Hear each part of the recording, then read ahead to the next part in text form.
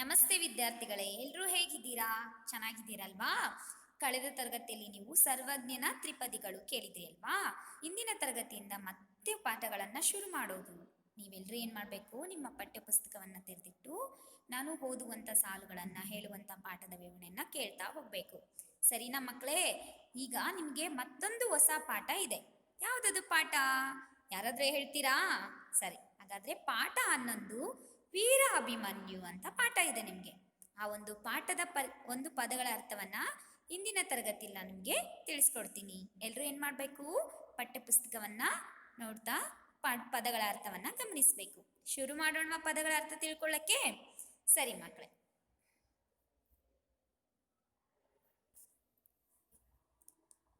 ನೋಡಿ ಮಕ್ಕಳೇ, ನಿಮಗೆ ಸ್ಕ್ರೀನ್ ಕಾಣಿಸ್ತಾ ಇದೆಯಲ್ವಾ? ಇಲ್ಲಿ ಈ ಪಾಠಕ್ಕಿಂತ ಮುಂಚಿತವಾಗಿ ಕಲಿಕೆಗೆ ದಾರಿ ಅಂತ ಇದೆ. ಇದೇ ರೀತಿಯಾಗಿ ನಿಮಗೊಂದು ಕಥೆಯನ್ನು, ಅಂದರೆ ಪುರಾಣದಲ್ಲಿ ಬರುವಂಥ ವೀರ ಬಾಲಕ, ಅಂದರೆ ಅಭಿಮನ್ಯು ಕೂಡ ವೀರ ಬಾಲಕ ಆಗಿದ್ದಾನಲ್ವಾ?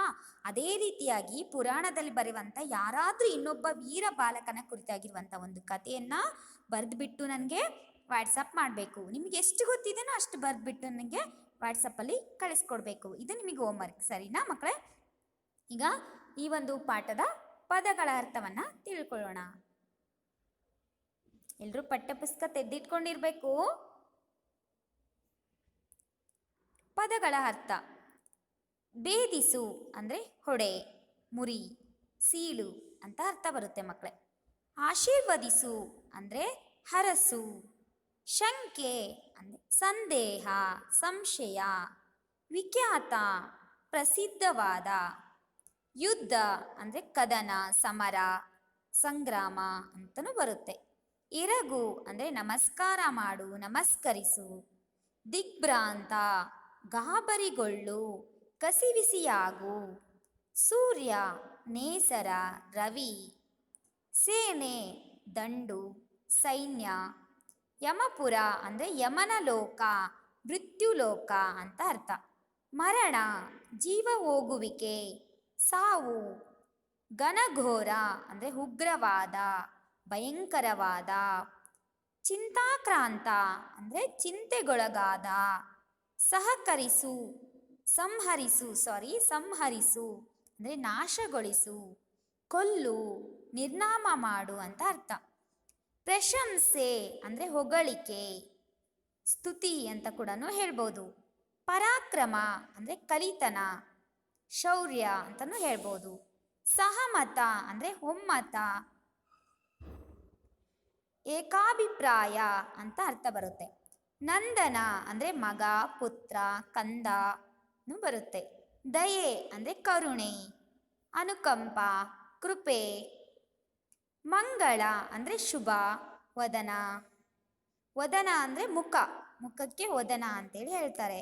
ಮೊರೆ ಅಂತ ಕೂಡ ಹೇಳ್ಬೋದು, ಮೋರೆ ಅಂತ ಕೂಡ ಹೇಳ್ಬೋದು. ಖಿನ್ನ ಅಂದರೆ ದುಃಖಿತನಾದ, ನೊಂದ ಅಂತ ಅರ್ಥ. ಪರಿಣಿತ ಅಂದರೆ ಚತುರ, ನಿಪುಣ. ಹೇಡಿ ಅಂದರೆ ಅಂಜುಬುರುಕ, ಎದರು ಪುಕ್ಕ. ತಂತ್ರ ಅಂದರೆ ಉಪಾಯ. ರಾಜೋಚಿತ ಅಂದರೆ ಅರಸನಿಗೆ ಉಚಿತವಾದ, ರಾಜ್ಯಯೋಗ್ಯವಾದ. ಧಿಕ್ಕಾರ ಅಂದರೆ ನಿಂದೆ ಅಥವಾ ತಿರಸ್ಕಾರ ಮನೋಭಾವ ಅಂತ ಕೂಡ ಹೇಳ್ಬೋದು. ಸಾಮರ್ಥ್ಯ ಅಂದರೆ ದಕ್ಷತೆ, ಯೋಗ್ಯತೆ, ಬಲ, ಶಕ್ತಿ ಅಂತಲೂ ಹೇಳ್ಬೋದು. ಅಪ್ರತಿಮ ಅಂದರೆ ಅಸಾಮಾನ್ಯವಾದ. ಗರ್ಭ ಅಂದರೆ ಬಸಿರು. ಹಿಂಬಾಲಿಸು ಅಂದರೆ ಹಿಂದೆ ಬರು, ಅನುಸರಿಸು ಅಂತ ಅರ್ಥ. ಕೇಳಿದ್ರಲ್ವ ಮಕ್ಕಳೇ ಪದಗಳ ಅರ್ಥ? ಈ ಕೆಳಗಡೆ ಟಿಪ್ಪಣಿ ಅಂತ ಕೊಟ್ಟಿದ್ದಾರೆ. ಚಕ್ರವ್ಯೂಹ ಅಂದರೆ ಒಂದು ಬಗೆಯ ಸೇನಾ ರಚನೆ. ಅದು ಚಕ್ರವ್ಯೂಹವನ್ನು ಭೇದಿಸ್ತಾ ಅಂತ ಹೇಳ್ತೀವಲ್ವಾ, ಅಂದರೆ ಅದು ಒಂದು ರೀತಿಯ ರಚನೆ, ಒಂದು ಸೇನಾ ರಚನೆ. ಕ್ಷತ್ರಿಯ ವಂಶ ಅಂದರೆ 4 ವರ್ಣಗಳಲ್ಲಿ ಒಂದು, ಯುದ್ಧದ ದೀಕ್ಷೆಯನ್ನು ತೆಗೆದುಕೊಂಡ ವರ್ಣ. ಸಂಶಪ್ತಕರು ಅಂದರೆ ಪರಸ್ಪರ ಶಪಥ ಮಾಡಿ ಯುದ್ಧ ಮಾಡುವ ವೀರರು ಅಂತ ಅರ್ಥ. ರಕ್ಷಾ ಕವಚ ಅಂದರೆ ದೇಹದ ರಕ್ಷಣೆಗಾಗಿ ತೊಟ್ಟುಕೊಳ್ಳುವ ಉಕ್ಕಿನ ಅಂಗಿಯನ್ನು ನಾವು ರಕ್ಷಾ ಕವಚ ಅಂತೇಳಿ ಹೇಳ್ತೀವಿ. ಕೇಳಿದ್ರಲ್ವಾ ಮಕ್ಕಳೇ ಪದಗಳ ಅರ್ಥವನ್ನ? ಮುಂದಿನ ತರಗತಿಯಲ್ಲಿ ಈ ಒಂದು ಪಾಠದ ಮಾದರಿ ವಾಚನವನ್ನು ನಾನು ನಿಮಗೆ ತಿಳಿಸ್ಕೊಡ್ತೀನಿ. ಅಲ್ಲಿವರೆಗೂ ಧನ್ಯವಾದಗಳು. ನೀವೇನು ಮಾಡಬೇಕು, ಈ ಪದಗಳ 10ರಿಂದ 15 ಪದಗಳನ್ನು ಆಯ್ಕೆ ಮಾಡ್ಕೊಂಡ್ಬಿಟ್ಟು ನೀವು ಪದಗಳ ಅರ್ಥವನ್ನು ನಿಮ್ಮ ಒಂದು CWನಲ್ಲಿ ಬರೆದು ನನಗೆ ಕಳಿಸ್ಬೇಕು.